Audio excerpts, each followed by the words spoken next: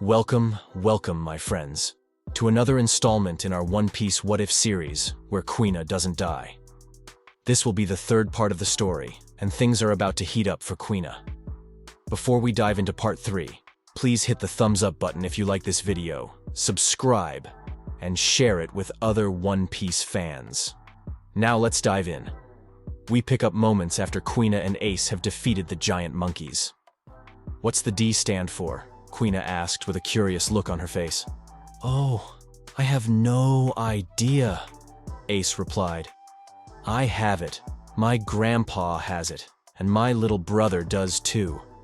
As Ace started walking down the beach, he waved for Kuina to follow him. So, I told you my name. Now, what's yours? Or is it idiot? Jogging to catch up with him, Kuina replied, My name is Kuina Shimotsuki, and I'm not an idiot. Now, do you know where we are?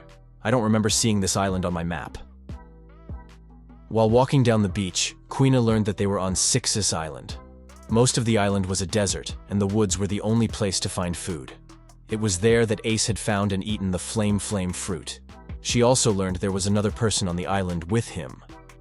A man, who went by the name Masked Deuce, who was also shipwrecked.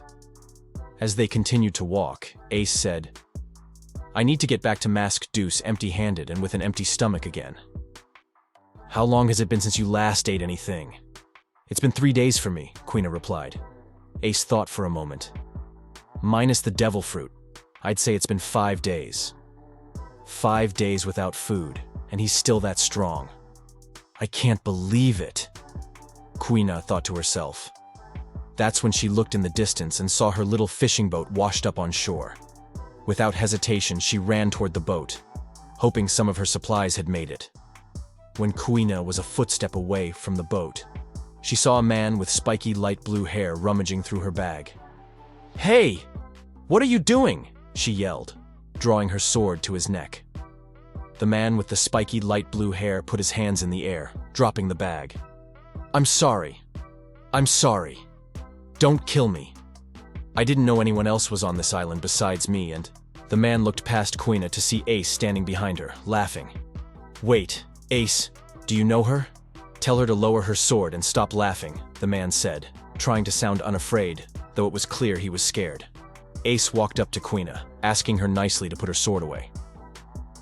This is Masked Deuce, the greatest tough newcomer of the East Blue.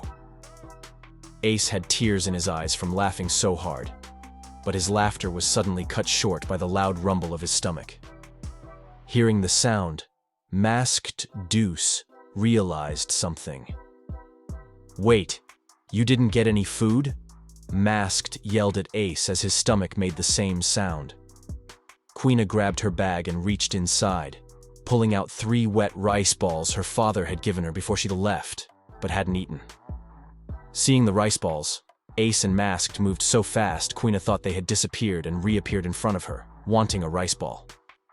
Sure, you guys can have one each, but before she could finish, they had taken the rice balls from her hands and eaten them whole, only to realize they tasted awful.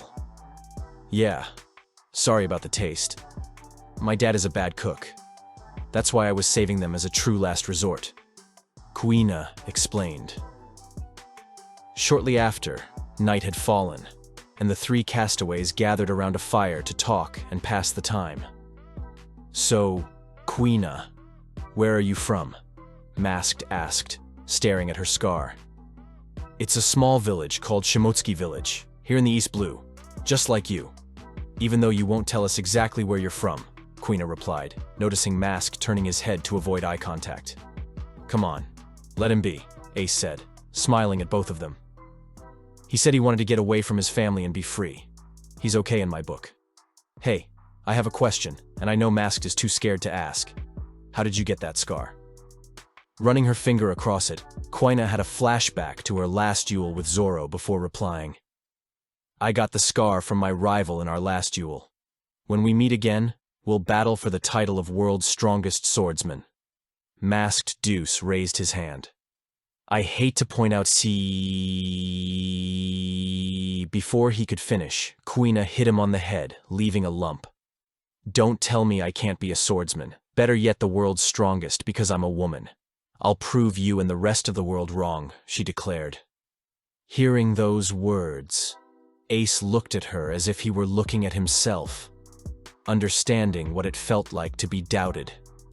As the son of the king of the pirates, people had told him horrible things, making him hate even being born. But now, he was on a journey to make a name for himself. Ace stood up and told the two of them his dream and why he was out at sea. Then, he got an idea. Hey, why don't you guys join me and become my crew?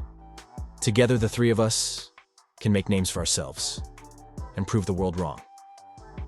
I know we just met, but I have a feeling we can really shake things up. So, what do you say?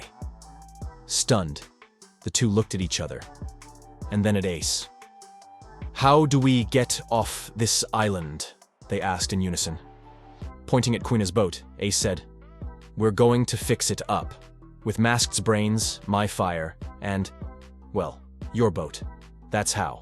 So, back to my question. Will you join me? Kuina laughed.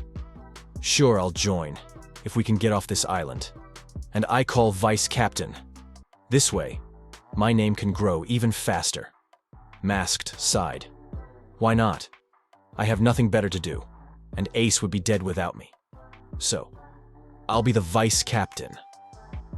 Only for Kuina to draw her sword again. You know what? I'm fine with being third in charge. And on that night, the Spade Pirates were formed with Ace as the captain, Kuina as the vice captain, and Masked Deuce being third in charge.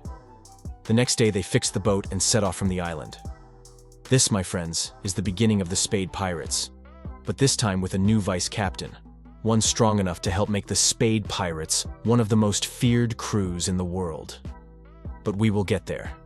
Thank you for making it to the end of the video. I would love it if you would hit that like button as if it were Caesar Clown's face. And remember to stay safe and follow your dreams.